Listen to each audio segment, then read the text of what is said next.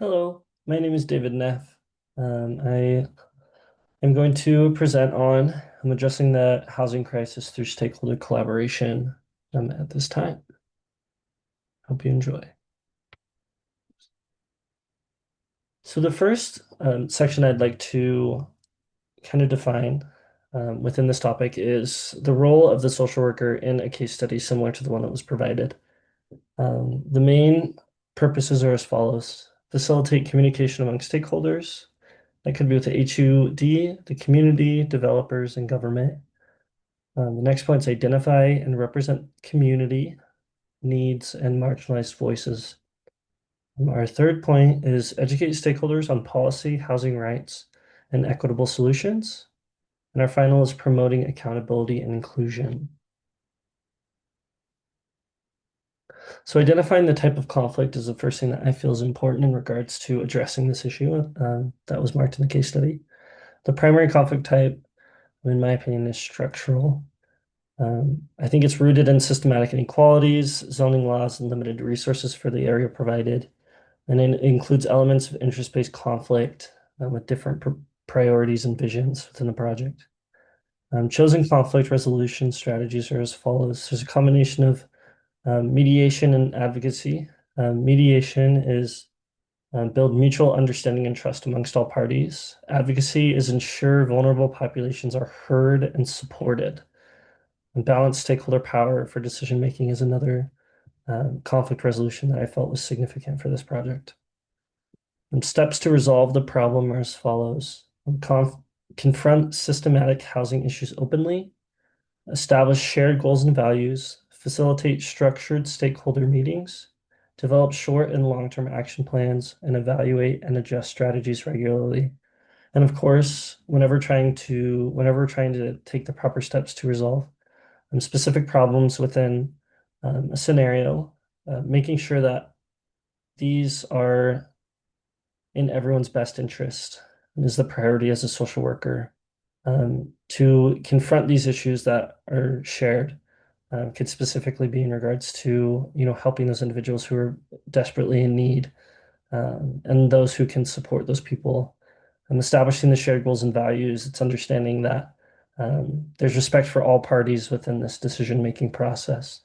And the short and long-term action plans, again, is centered on, having that shared goal values, facilitating that structured stakeholder meetings will specifically help us to allow those people who are significant to the project understand the process that we're trying to take in regards to helping all people. And the final step is to evaluate and adjust strategies regularly. Making sure that what we're presenting is powerful, has reason and holds some authority when we're speaking to the individuals who are involved in this specific meeting. Collaboration and empowerment is another point to address at this time. And in doing so, I felt that partnering with local nonprofits, maybe even tenant unions and housing advocates were important. Organize workshops on tenant rights and available and affordable housing policies, support resident-led initiatives and leadership trainings, and then ensure sustained community involvement are the main focuses within collaboration and empower that I feel are significant for this case study. Now, with that being said, balancing advocacy versus empowerment roles is important to address as well. Specifically, advocacy is speaking up for marginalized groups in the policy discussions. Empower is to equip community members to represent themselves. And then some of the other thoughts that I felt were significant to this point as the social worker in this scenario would be to promote transparency and build capacity for leadership. And that final point being to foster sustainable, self-driven community change, centered around helping all individuals in regards to, again, the case study we have presented. Rationale for approach. I feel that mediation fosters trust and collaboration. Addressing structural issues requires long-term policy change. It also aligns with the NASW Code of Ethics in regards to dignity, equity, and empowerment for all parties involved. And then there's the community-led change is more sustainable and just. Having that that group empowerment is really significant in regards to a situation like this.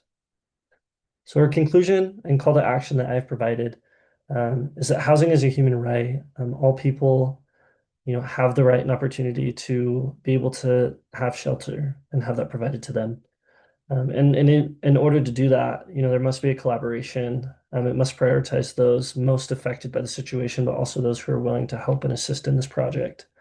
Social workers will build the bridge for sustainable solutions. It's our responsibility in this practice to be able to see and give those individuals who are in need that power, that empowerment that they have for their voices to be heard, and also allow other roles within this case study to be heard as well, creating the sustainable solutions for all parties involved.